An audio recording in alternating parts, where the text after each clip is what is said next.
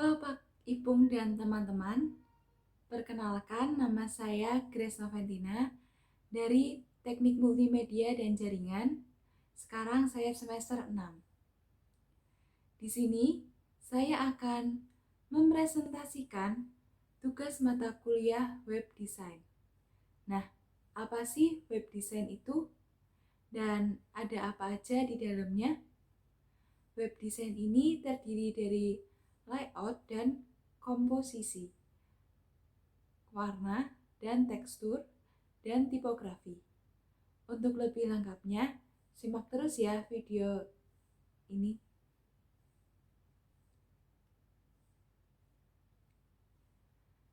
Pada yang pertama, saya akan menjelaskan pengertian web design. Web design sering disebut sebagai perancang web adalah istilah umum yang digunakan untuk mencangkup bagaimana isi web konten yang ditampilkan, biasanya berupa hypertext atau hypermedia, dan yang dikirimkan oleh pengguna akhir melalui World Wide Web atau yang sering disebut dengan singkatan WWW. Dengan menggunakan sebuah browser web atau perangkat lunak berbasis web, dan desain tersebut nantinya bisa dibuka dan dinikmati pada sebuah layar monitor, baik melalui komputer, handphone, ataupun tablet.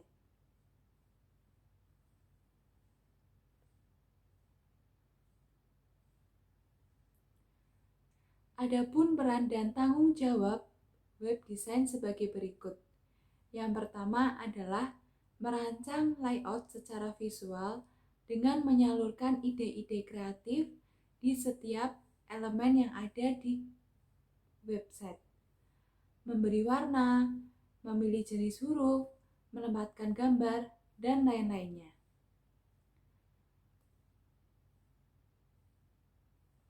Dan yang kedua, mengkonversi layout visual ke dalam bentuk HTML dan CSS untuk memastikan bisa dijalankan di web browser. Lalu selanjutnya ada memotong, sering disebut dengan slicing. Desain visual menjadi beberapa potongan gambar agar tampil pada website tidak berat. Lalu yang keempat, mengatur tata letak setiap elemen susunan yang ada di dalam website sesuai bentuk visual yang telah dibuat. Lalu yang kelima, mempercantik tampilan dan memberi efek tambahan pada website bila mana diperlukan. Selanjutnya yang keenam, melakukan validasi untuk memastikan bahwa kode-kode HTML yang digunakan sudah benar.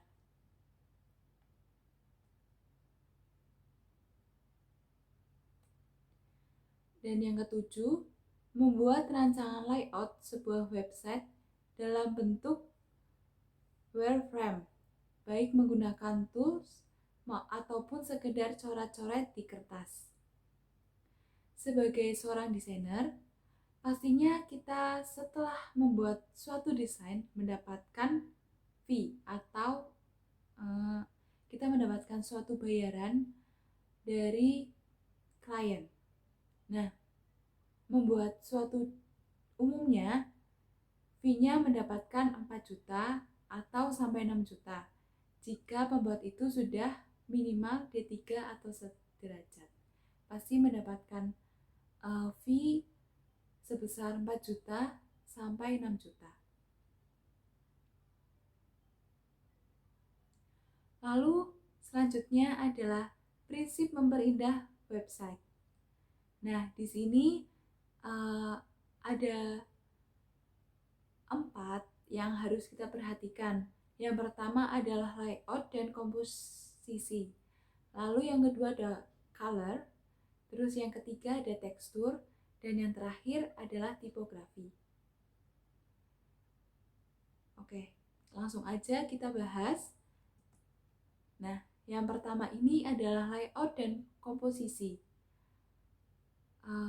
Layout halaman atau komposisi halaman adalah proses menempatkan, mengatur, dan menata letak teks dan gambar pada halaman. Sebuah komposisi yang baik bukan saja boleh dipahami, tapi juga efektif dalam menyampaikan informasi dari teks dan grafik untuk dituju kepada audiens. Ada beberapa yang perlu diperhatikan untuk membuat komposisi atau tata letak atau layout pada sebuah halaman. Yang pertama, sejajarkan elemen desain dalam grid. Tempatkan setiap teks atau elemen grafik pada halaman, sehingga kedua-duanya memiliki hubungan visual satu sama lain. Biasanya menggunakan keselarasan horizontal ataupun vertikal, menyelaraskan objek di sepanjang tepi yang sama atau pusat. Layout yang teratur dan selaras sangat penting karena mata dan otak kita memerlukan sejumlah keteraturan dan konsisten. Lalu yang kedua adalah pilih visual yang boleh menarik audiens untuk melihat.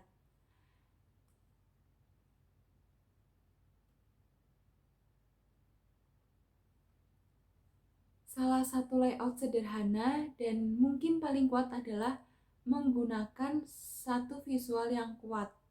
Namun, jika menggunakan beberapa gambar, buatlah teks dan gambar terhubung dengan baik melalui penyelarasan dan kedekatan. Pengelompokan gambar sehingga kedua-duanya membentuk unit visual yang tunggal dan menyelaraskan mereka dengan cara yang sama.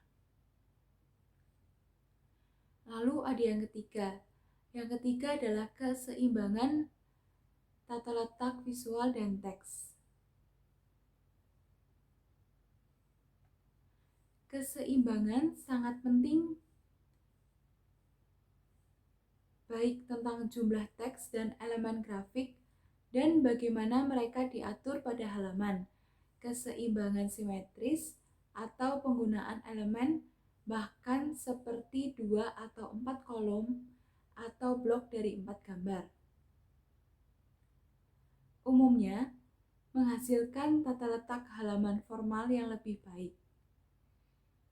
Berkaitan dengan keseimbangan, aturan sepertiga menunjukkan bahwa komposisi yang lebih baik jika pengaturan teks dan grafik dapat ditempatkan menggunakan salah satu pedoman. Yang pertama, ada elemen yang paling penting diberi ruang yang lebih atau kurang merata dalam sepertiga vertikal atau horizontal.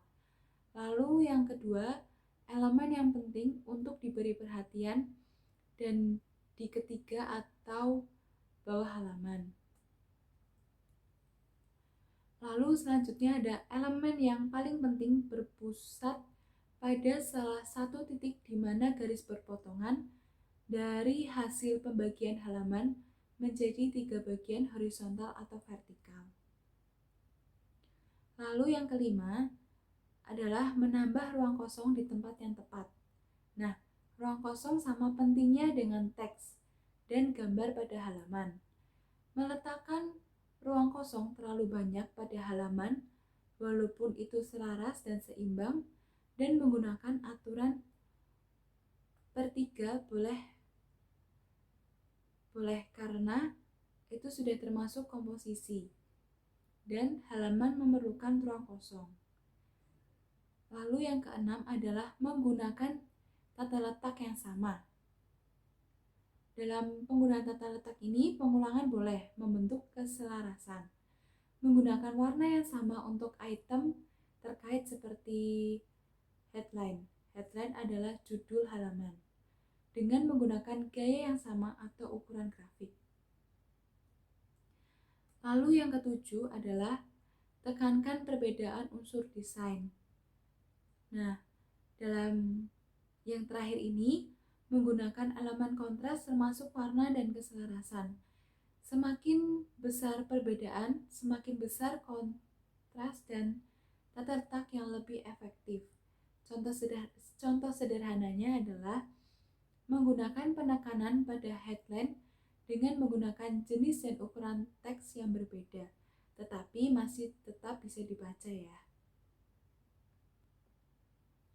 Selanjutnya adalah color atau pewarnaan. Warna merupakan hal penting dan unik dalam dunia desain visual. Warna tidak memiliki bentuk, ukuran, maupun simbol untuk menyampaikan pesan secara langsung. Akan tetapi, warna mampu berbicara melalui emosi alam bawah sadar manusia, sehingga dapat mempengaruhi pikiran serta suasana hati orang yang melihatnya. Misalnya saja, saat berkendara, pastinya akan banyak menemukan simbol rambu-rambu maupun tanda peringatan yang menggunakan warna-warna berbeda setiap informasinya. Misalnya nih, menggunakan warna mencolok seperti merah dapat merangsang untuk lebih waspada dan hati-hati. Penggunaan warna pada web design dapat dipakai menggunakan palet warna yang masih memiliki kesatuan warna. Adapun tips menerapkan warna efektif dalam situs web kita yang akan buat. Yang pertama, menggunakan warna brand, warna identitas merupakan hal yang penting untuk selalu diterapkan ke berbagai media, termasuk media online seperti website, sebagai bentuk branding perusahaan. Jangan menggunakan warna yang jauh berbeda dengan warna brand, karena hal itu akan membuat kesan tidak profesional dan tidak konsisten. Gunakan warna brand sesuai dengan warna utama dalam branding usaha. Lalu selanjutnya, yang kedua adalah terapkan psikologi warna. Secara tidak sadar, warna mampu memberikan pengaruh kedalaman pikiran seseorang. Saat kita mengunjungi halaman website, mata kita akan tertarik untuk memperhatikan sesuatu yang terlihat berbeda dan menonjol. Warna yang cerah dan cukup efektif untuk menarik perhatian. Jika digunakan sebagai informasi penting, tombol, lalu link, dan headline. Begitu juga dengan warna dingin yang menenangkan dapat digunakan sebagai background, teks, ataupun paragraf.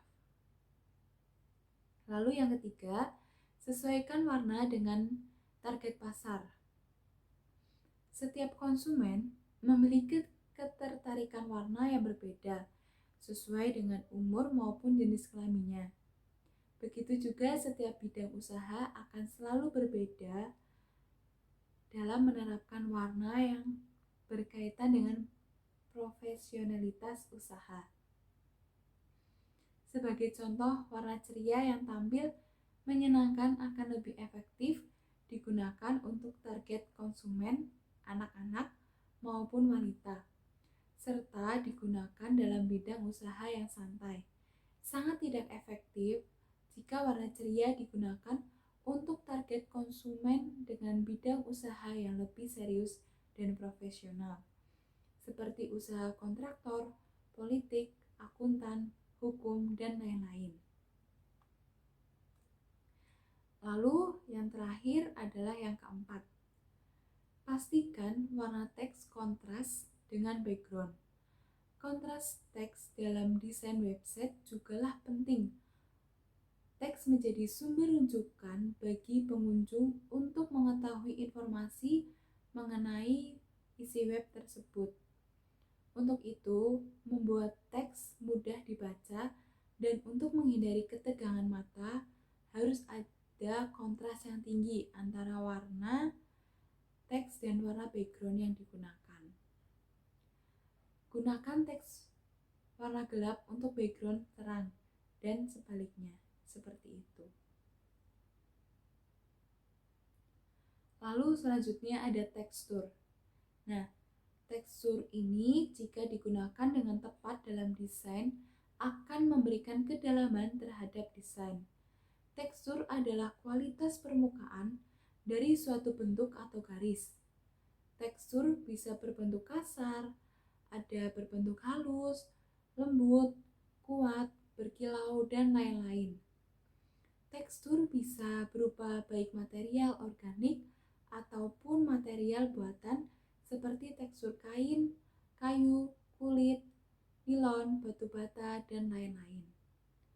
Salah satu alasan mengapa tekstur sangat efektif dalam web design karena mampu memberikan ilusi kedalaman jika tidak digunakan flat design. Tekstur dapat digunakan dalam berbagai macam cara pada web design. Selanjutnya yang keempat adalah tipografi. Tipografi adalah seni merancang huruf, kata, paragraf, dan bagaimana bisa berinteraksi satu sama lain. Banyak web designer dan web developer juga sering menyebut tipografi sebagai seni dalam memilih font atau jenis huruf yang akan digunakan dalam web design. Tipografi memegang peranan yang sangat penting dalam web design. Mengingat 95% dari web design terdiri dari font, maka pengetahuan tipografi harus menjadi prioritas utama bagi web designer dan web developer. Banyak berbagai jenis huruf yaitu ada serif, sans serif, dan slab serif. Selanjutnya ada proses web design. Nah, proses web design ini terdiri dari yang pertama ada discovery, terus yang kedua adalah ada exploration, dan yang ketiga adalah implementation. Saya akan menjelaskan apa itu discovery, exploration, dan implementation. Yang pertama adalah discovery. Nah, discovery ini adalah permulaan proses desain dimulai dengan mencari menyeluruh terhadap masalah yang harus dipecahkan untuk mengamati, belajar, dan mendapatkan inspirasi dari calon klien. Hal ini dapat dicapai dengan menggunakan berbagai metode penelitian seperti kunjungan lapangan, analisis pesaing, dan interview ke calon klien. Adapun dasar pertanyaan wawancara kepada calon klien atau situs baru. Yang pertama dilakukan adalah apa yang dilakukan perusahaan. Setelah kita menanyakan hal tersebut, selanjutnya kita menanyakan apa peran Anda di perusahaan.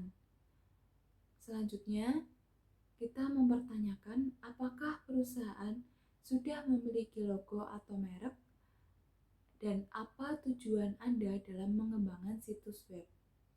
Setelah kita menanyakan hal tersebut, kita lalu bertanya lagi kepada calon klien. Informasi apa yang ingin Anda berikan secara online. Setelah kita menanyakan hal tersebut, selanjutnya kita menanyakan siapa audiens target Anda. Apakah anggotanya memiliki demografi yang sama, seperti usia, jenis kelamin, atau alokasi fisik. Nah, setelah kita menanyakan hal tersebut, kita melanjutkan bertanya, siapa pesaing Anda dan apakah mereka memiliki situs web? Setelah kita menanyakan hal tersebut, selanjutnya kita menanyakan apakah Anda memiliki contoh situs web yang Anda suka atau tidak suka. Dan yang terakhir, kita menanyakan jadwal seperti apa yang Anda miliki untuk proyek tersebut dan berapa anggarannya. Setelah kita menanyakan hal tersebut kepada calon klien dan kita ada pun pertanyaan dasar sebagai kita akan redesign website, membuat ulang website. Yang pertama, apa yang biasanya dicari pengunjung saat mengunjungi situs Anda? Lalu pertanyaan yang kedua, apa masalah dengan desain Anda saat ini? Dan selanjutnya kita menanyakan apa yang Anda ingin capai dengan desain ulang. Selanjutnya, apakah ada unsur-unsur dari situs saat ini yang Anda ingin menyimpan? Dan yang terakhir, menanyakan menurut Anda bagaimana reaksi pengunjung Anda terhadap desain situs baru. Itu yang dapat dipertanyakan kepada calon klien dalam tahap discovery ini. Selanjutnya kita ada exploration. Nah, apa sih exploration ini? Pada proses ini kita lebih mengeksplorasi sebuah website yang akan dibuat sesuai dengan permintaan klien. Adapun proses exploration sebagai berikut. Yang pertama, mencari informasi. Nah, pada bagian ini kita lebih membayangkan bahwa kita berada di posisi sebagai pengunjung website. Memahami isi yang ada pada website yang kita kunjungi dan memahami desain tersebut seperti melihat layout, lalu melihat pewarnaan, melihat tipografi dan gambar yang mereka pakai. Lalu selanjutnya ada arsitektur informasi. Nah, setelah kita mencari informasi pada website lain, selanjutnya kita membuat arsitektur yang akan kita cantumkan di dalam website kita. Apa saja yang ingin kita informasikan kepada pengunjung website. Lalu selanjutnya ada organisasi konten. Nah, pada organisasi konten ini kita lebih mengamati pengelompokan tugas-tugas yang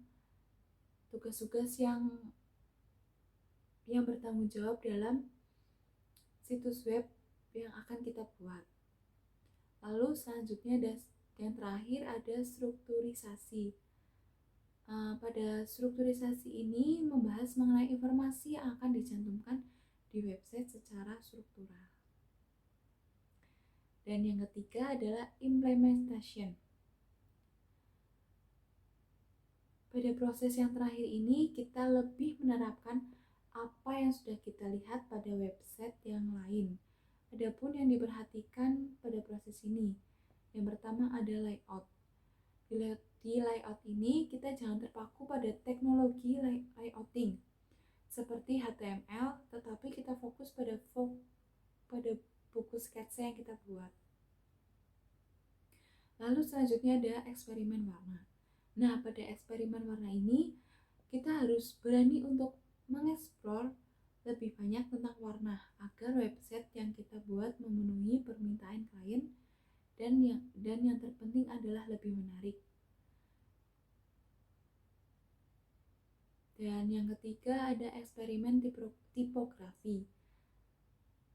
Pada eksperimen tipografi ini lebih pada focal point mengenai informasi yang akan disampaikan di website yang kita buat.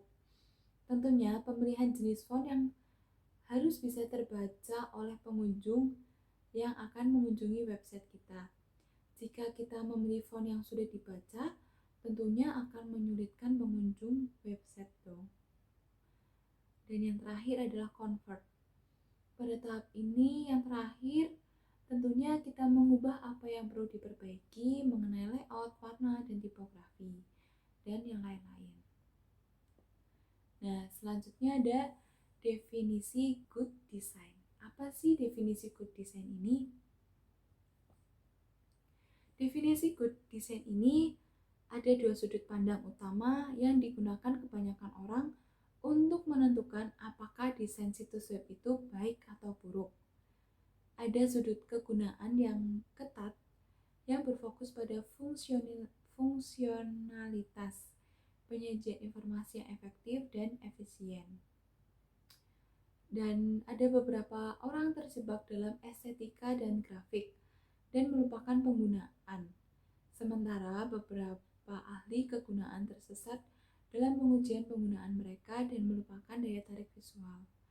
Untuk menjangkau orang-orang dan mempertahankan minat mereka, sangat penting untuk memaksimalkan keduanya, terutama untuk penyajian informasi yang efektif dan efisien. Untuk selanjutnya ada elemen fungsionalitas desain situs web yang sudah jadi harus berfungsi sebagai satu unit kohesif sebagai berikut. 1. Penggunaan senang dengan desain tetapi tertarik pada kontennya. Yang kedua, penggunaan dapat berpindah-pindah dengan mudah melalui navigasi intuitif. Dan yang terakhir, penggunaan mengenali setiap halaman memiliki situs. Dan selanjutnya ada anatomi sebuah website. Seperti yang di samping ini ada anatomi sebuah website.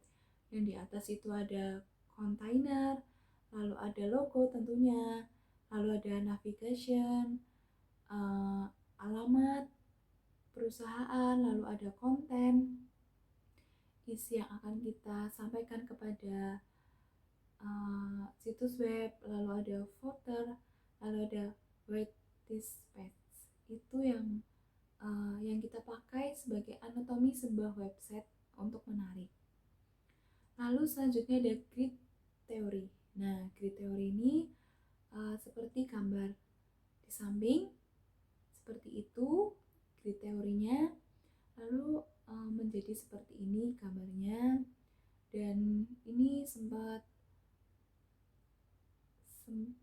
menjadi booming karena situs web yang tata letaknya menarik dan enak dipandang. Nah, setelah grid teori kita ada tentang balance. Nah, apa sih balance itu? Balance adalah keseimbangan hasil susunan atau lebih elemen desain sehingga antara yang satu dengan yang lainnya memiliki bobot yang sama. Seperti gambar di samping ini ada symmetris balance. Nah, symmetry balance ini memiliki bobot yang sama. Contohnya seperti yang ada di gambar. Seperti yang ada di gambar ini memiliki bobot yang sama. Keduanya itu sama persis, tepat di tengah. Lalu ada keseimbangan asimetris. Keseimbangan asimetris ini mempunyai bobot yang tidak seimbang. Contoh seperti gambar ini. Seperti itu. Nah, lalu selanjutnya ada unity atau kesatuan. Kesatuan menyatukan desain sebagai struktur baik secara visual maupun secara konseptual. Adapun faktor yang berkontribusi terhadap kesatuan dalam web. Yang pertama adalah warna. Warna adalah salah satu faktor terbesar dalam kesatuan desain. Dan yang kedua adalah pengulangan. Setiap website pasti selalu mengulangi elemen-elemen tertentu seperti tombol berada di bagian bawah ataupun kamera di bagian atas.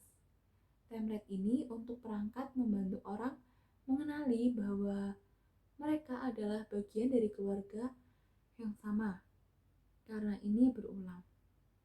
Lalu yang ketiga adalah paragraf atau sering disebut dengan alignment. Alignment sebenarnya dapat memainkan peran dalam kesatuan karena elemen yang dirancang di sekitar sumbu yang sama dapat merasa lebih terhubung. Ini berpihak pada kesatuan visual, bukan kesatuan konseptual. Lalu yang keempat adalah kontinuitas dan arah visual. Bergerak di antara elemen-elemen dengan mudah membantu rasa bersatu dan mendorongnya melalui arah visual taktis adalah salah satu metode untuk melakukannya. Dan yang terakhir adalah konsistensi. Nah, konsistensi dalam faktor-faktor lain seperti tipografi juga membuat unsur-unsurnya tidak terlalu berbeda. Ini seperti gambar di samping yang tadi sudah saya jelaskan. Selanjutnya ada ini juga seperti gambar di samping saya. Seperti ini. Nah, kita masuk ke emphasis, penekanan. Emphasis yang dimaksud untuk web design adalah penekanan dalam desain website yang akan ditampilkan. Seperti ada placement. Nah, placement ini adalah titik awal penggunaan melihat desain kita. Lalu yang kedua adalah continuance.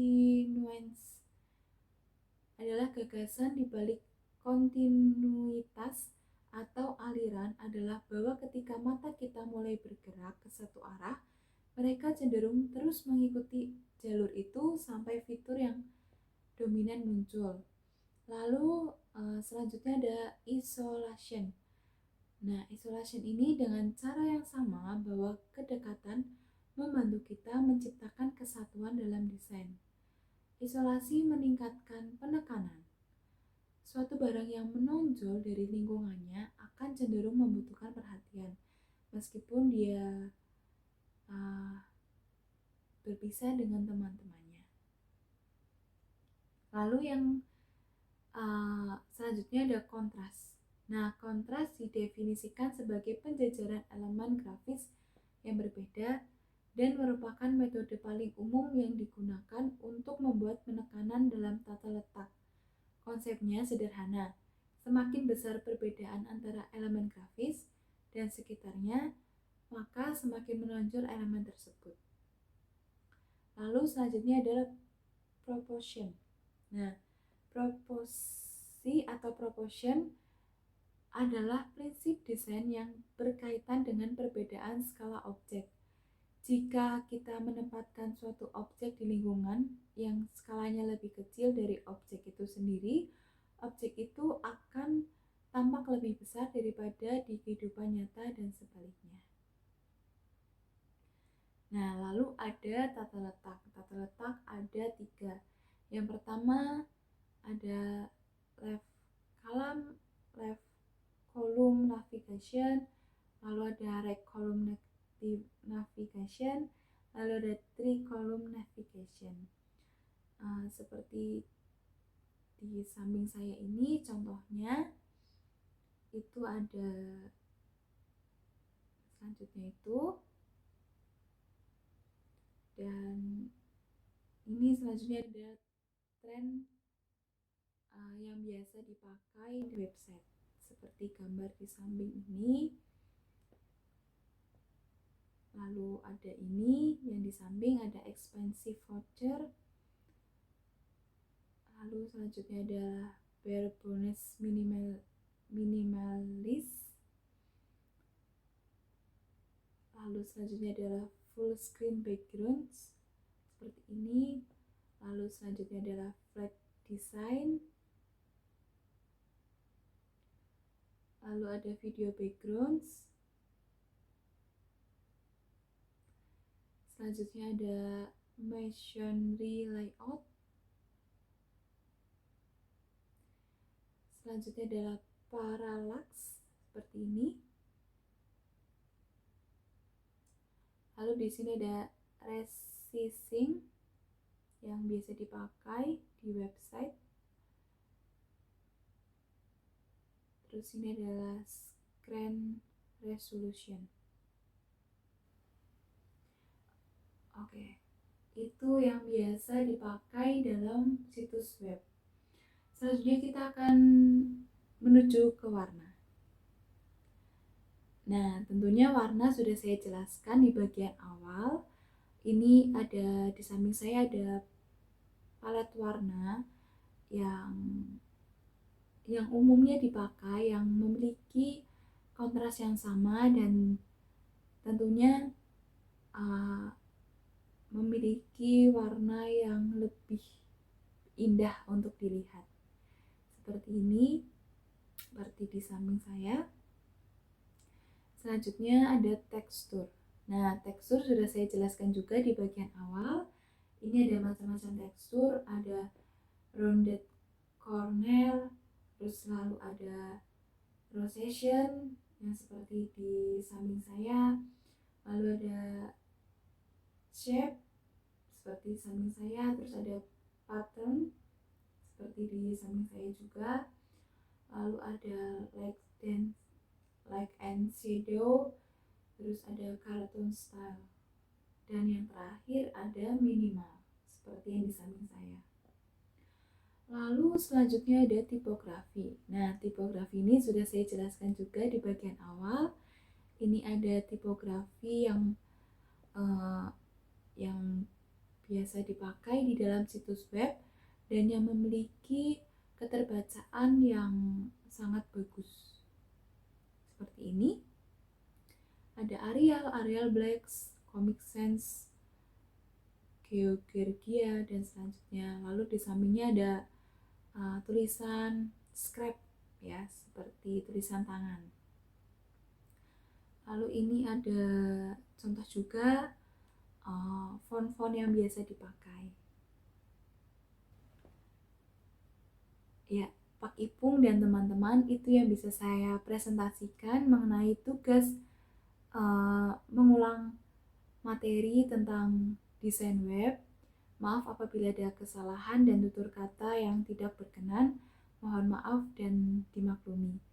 Terima kasih dan sampai jumpa. Salam sehat.